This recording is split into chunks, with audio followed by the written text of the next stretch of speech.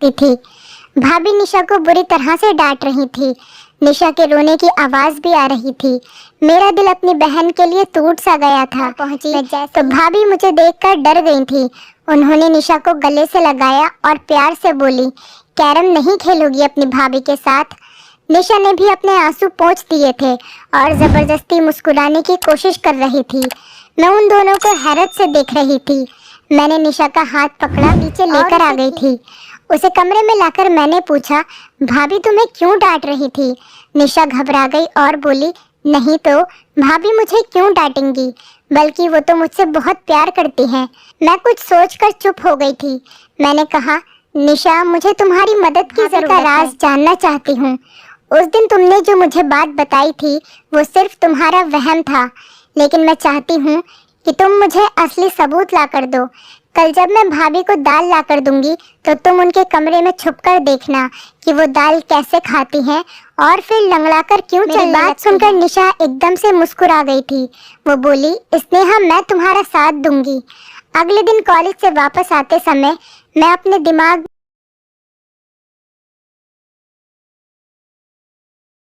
में सारा plan fit करके आई थी। घर पहुंची तो मैंने भाभी को मेरा इंतजार करते हुए पाया था। वो बोली, स्नेहा जल्दी से मुंह धोने के लिए कमरे में चली गई और निशा को भी समझा दिया कि जैसे ही भाभी को आवाज देकर मैं बुला लूंगी तुम उनके कमरे में जाकर छुप जाना। उसने हाँ कह दिया था। मैंने भाभी को आवाज दी और कहा, भाभी दाल अब महंगी हो गई है, थोड़े पैसे और देने पड़ेंगे। भाभी तो फिर क्या हुआ, मैं अभी लाकर देती हूँ पैसे। इतनी देर में निशा भाभी के कमरे में जाकर छुप गई थी। मैं दाल ले आई थी।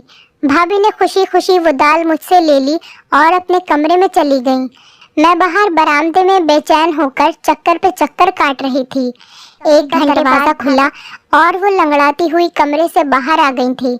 फिर भाभी किचन में चली गई तो निशा भी उनके कमरे से बाहर निकल आई। ये देखकर तो मैं दंग रह गई कि निशा भी आज लंगड़ाकर चल रही थी। मैंने निशा का हाथ पकड़ा और जल्दी से पूछा, निशा बताओ मुझे। निशा बड़ी परेशान सी लग रही थी। वो बोली, स्नेहा मैंने तो तुम्हें पहले ही बता दिया था कि भाभी हमसे छुप छुप कर घर से निकलती हैं, मगर तुमने मेरी बात का यकीन ही नहीं किया था। वो खिड़की बहुत छोटी है, उससे निकलते वक्त पैर में चोट लग जाती है, इसीलिए भाभी लंगड़ाकर उस खिड़की से निकलकर भाभी के पीछे जाना चाहती थी, मगर इस चोट की वजह से मैं वापस आ गई।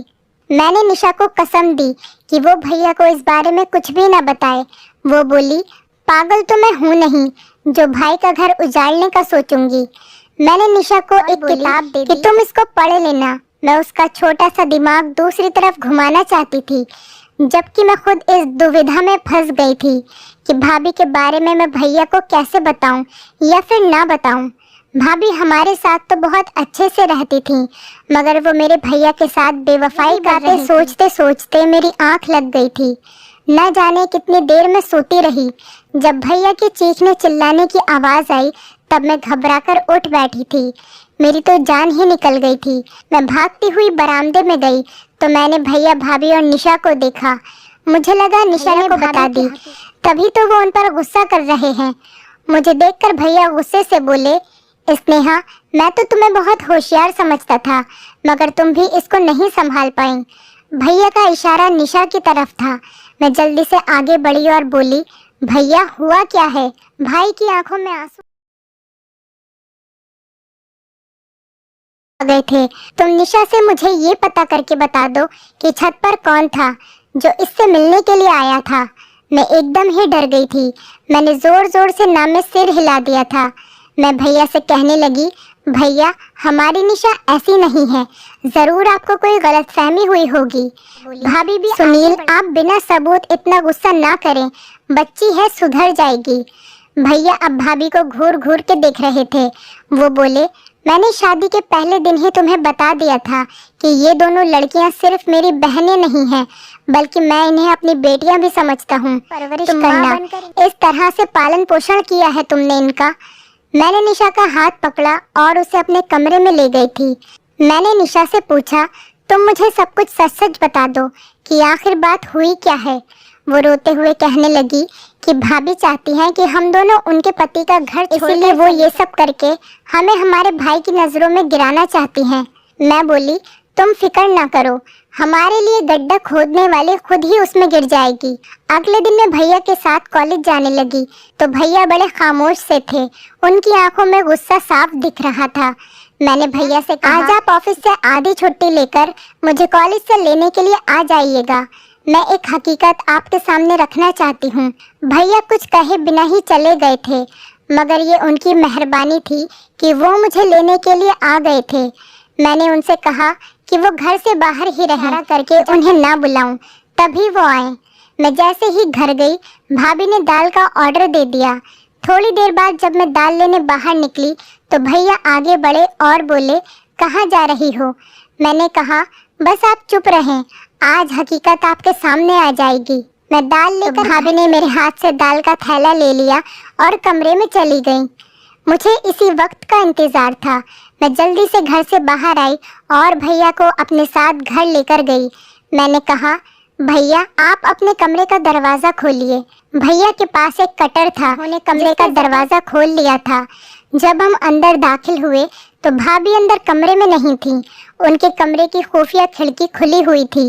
भाई ने उस खिड़की से बाहर देखा तो उन्हें भाभी नजर आई। वो तेज तेज चलती हुई कहीं जा रही थी। भैया भी उस खिड़की से कूद गए थे, अभी बड़ी मुश्किल से उस खिड़की से उतर पाए थे। हम तीनों भाभी का पीछा करते हुए दूर एक सुनसान सी जगह पर पहुंच गए थे। एक बाबा का घर था जहां लोग ताबीज बनाने के लिए आ जाया करते थे। तेज तेज चलते हुए अचानक जब भाभी ने पीछे मुड़कर देखा तो हम तीनों को देखकर पड़ चुका था। भैया आगे बढ़े और भाभी का हाथ पकड़कर उन्हें घर ले आए थे। भैया के तेवर बड़े खतरनाक हो चुके थे। वो भाभी से बोले, शीतल, आज मैंने अपनी आंखों से सब कुछ देख लिया है, तो झूठ बोलने का कोई मतलब नहीं है। मुझे सच सच बता दो। सुनील, भगवान जानता है मैंने आपकी इन दोनों बहनों को अपनी बेटियों की तरह ही समझा है, मगर इनकी वजह से आप मुझ पर शक करते कि मैं इनका ख्याल नहीं रखती। इनकी वजह से आप मुझे दो शब्द भी सुना देते थे, तब मुझे ये वहम हो गया था शायद आप मुझसे प्यार नहीं करते। भी लगता था कि जैसे आप किसी और से मोहब्बत करते हैं और मुझे तलाक दे देंगे।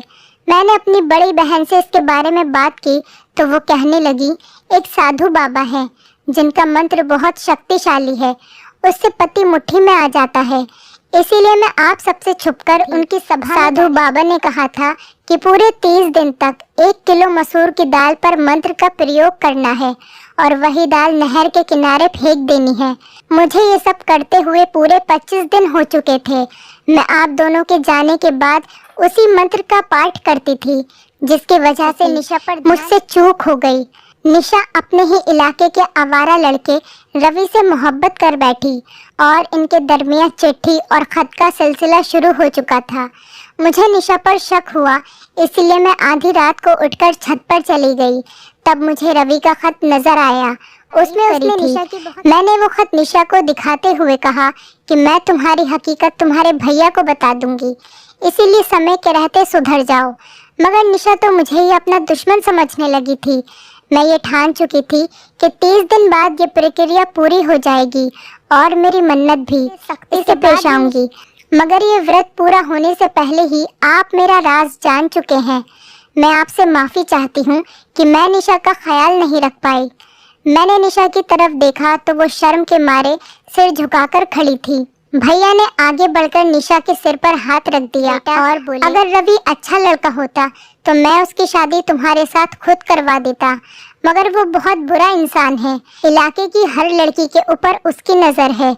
निशा रोने लगी और बोली, भैया घर में सूनापन और अकेलापन था, इसकी वजह से मैं इस गलत राह पर मुझे रवि में कोई दिलचस्पी नहीं है। भैया मुस्कुरा दिए थे, उनके सर से भारी बोझ उतर गया था। फिर उन्होंने हम दोनों को कमरे में भेज दिया था। यकीनन अब भाभी की खबर लेने वाले थे। वो भाभी को हमारे सामने कभी नहीं डांटते थे। मैंने कहा, भैया आप भाभी वो हमारी माँ जैसी हैं।